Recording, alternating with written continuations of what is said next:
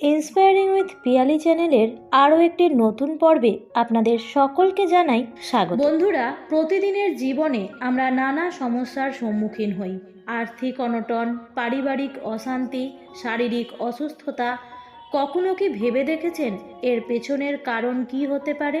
প্রকৃতির মাঝে লুকিয়ে থাকা এক অলৌকিক শক্তিতে। আজ আমরা কথা বলছি মনসা গাছ নিয়ে।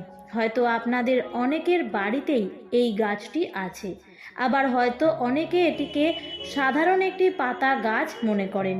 কিন্তু বিশ্বাস করুন, এই গাছটি শুধুই একটি উদ্ভিদ নয়, এটি দেবী মনসার এক জীবন্ত প্রতীক। আর এই প্রতীক যদি সঠিক নিয়ম মেনে আপনার বাড়িতে থাকে, তাহলে আপনার জীবনে উন্নতি ঘটবে। কিন্তু যদি ভুল নিয়মে রাখা হয়, তাহলে কিন্তু একের পর এক সমস্যা আসতে পারে আপনার জীবনে। এই ভিডিওটি শেষ পর্যন্ত দেখলে আপনি জানতে পারবেন কিভাবে এই গাছ আপনার ভাগ্য ফিরিয়ে দিতে পারে, আবার কোন ভুল করলে দুর্ভাগ্য আপনাকে তাড়া করবে। তাছাড়া ভিডিওটির শেষে থাকছে মনসা গাছের একটি বিশেষ টোটকা, যা আপনার জীবনকে বদলে দিতে পারে। তাহলে চলুন শুরু করা যাক আমাদের আজকের এই ভিডিওটি। আমাদের সনাতন ধর্মে দেবী মনসার স্থান অত্যন্ত গুরুত্বপূর্ণ। তিনি নাগ দেবী, সর্পদেবী এবং বৃষহরি নামেও পরিচিত। তার পূজা করলে সাপের ভয় দূর হয়, রোগ শোক কেটে যায় এবং পরিবারের সুখ শান্তি বজায় থাকে, এমনটাই প্রচলিত বিশ্বাস। আর এই মনসা গাছ, যা আসলে এক প্রকার কাঁটাযুক্ত ক্যাকটাস, তাকে দেবী মনসারই সাক্ষাৎ প্রতীক রূপে গণ্য করা হয়।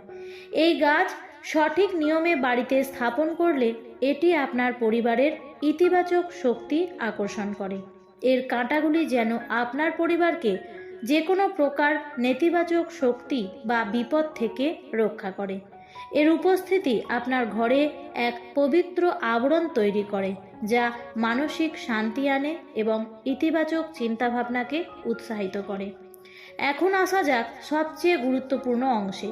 মনসা গাছকে আপনার বাড়িতে কিভাবে সঠিক নিয়মে স্থাপন করবেন, যাতে আপনি দেবীর পূর্ণ আশীর্বাদ লাভ করতে পারবেন। 1. মনসা গাছ রাখার ক্ষেত্রে অনেকে দ্বিধায় ভোগেন যে এটি হরিমঞ্চের বা ঠাকুর ঘরের ডান দিকে রাখবেন নাকি বাম দিকে। মনে রাখবেন, মনসা গাছকে সবসময় হরিমঞ্চের বা ঠাকুর ঘরের ডান দিকে স্থাপন করা উচিত। হিন্দু ধর্ম অনুসারে ডান দিক শুভ এবং মঙ্গলজনক বলে মনে করা হয়। এটি ইতিবাচক শক্তি এবং দেবীর আশীর্বাদ আকর্ষণে সাহায্য করে। 2. গাছটিকে এমন জায়গায় রাখুন যা পরিষ্কার পরিচ্ছন্ন, শান্ত এবং যেখানে পর্যাপ্ত সূর্যালোক আসে। নোংরা বা আবর্জনাযুক্ত স্থানে গাছ রাখলে এর শুভ প্রভাব কমে যেতে পারে এবং এটি নেতিবাচক শক্তি আকর্ষণ করতে পারে। ঠাকুর ঘরের পাশে বা বাড়ির পূর্ব দিকে এটি স্থাপন করা যেতে পারে, কারণ পূর্ব দিককে সূর্যদেবের দিক এবং নতুন শুরুর প্রতীক মনে করা হয়। 4.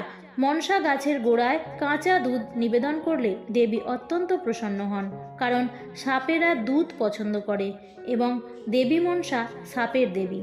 আপনার যদি কোনো বিশেষ ইচ্ছা পূরণ করতে চান, তাহলে প্রতি বুধবার অথবা আপনার সুবিধা মতো যে কোনো শুভ দিনে স্নান সেরে শুদ্ধ বস্ত্র পরে অল্প পরিমাণে কাঁচা দুধ গাছের গোড়ায় নিবেদন করুন এবং মাকে আপনি মনের কথা বলুন। বিশ্বাস করা হয় এতে মনসা দেবী আপনার মনের ইচ্ছা পূরণ করেন। 5.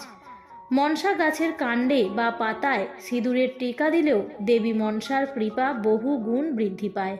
পুজোর সময় বা যে কোনো শুভ মুহূর্তে, বিশেষ করে প্রতি বুধবার যদি আপনি এই কাজটি করতে পারেন, এতে করে মনসা দেবীর আশীর্বাদ সব সময় আপনার সাথে থাকবে।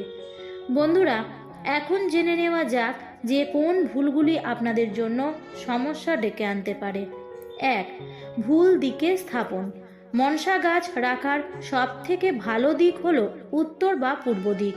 মনসা গাছ বাড়ির বাইরে উঠোনে, হরিমঞ্চের পাশে বা ঠাকুর ঘরে রাখা উচিত। ভুল করেও বাড়ির ভেতরে বা যেখানে সেখানে মনসা গাছ রাখবেন না। এর ফলে পারিবারিক কলহ বাড়তে পারে, সম্পর্কে অবনতি হতে পারে, এমনকি আর্থিক সমস্যাও দেখা দিতে পারে। তাই দিক নির্বাচনের ক্ষেত্রে অত্যন্ত সতর্ক থাকুন। 2. অতিরিক্ত জল।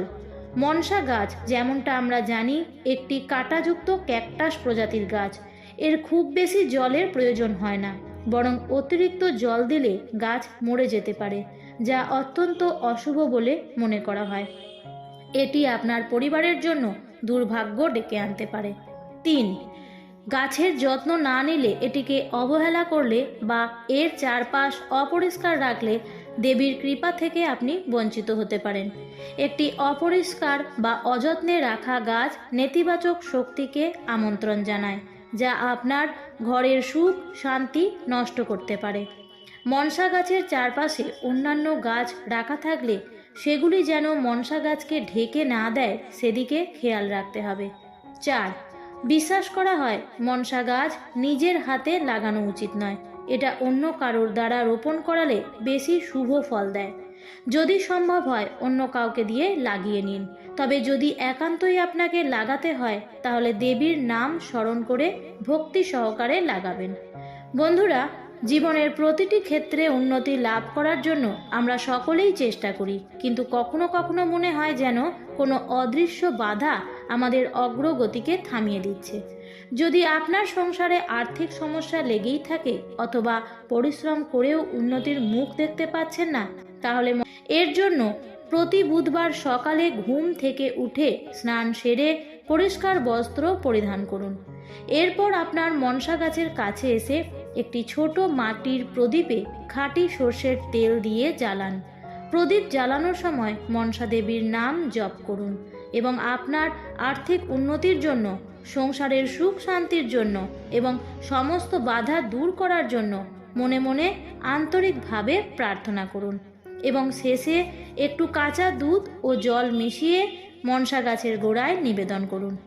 এই টোটকাটি নিয়মিতভাবে প্রতি বুধবার করলে ধীরে ধীরে আপনার সংসারের আর্থিক অবস্থার উন্নতি হতে শুরু করবে। তাহলে বন্ধুরা, আজ আমরা মনসা গাছের এক অলৌকিক শক্তি নিয়ে আলোচনা করলাম। আমাদের আজকের ভিডিওটি যদি আপনাদের ভালো লেগে থাকে তবে অবশ্যই একটি লাইক করবেন এবং বন্ধুদের সাথে শেয়ার করবেন, এবং আমাদের চ্যানেলটি যদি সাবস্ক্রাইব না করে থাকেন তাহলে আজই চ্যানেলটিকে সাবস্ক্রাইব করে আমাদের সাথে থাকুন।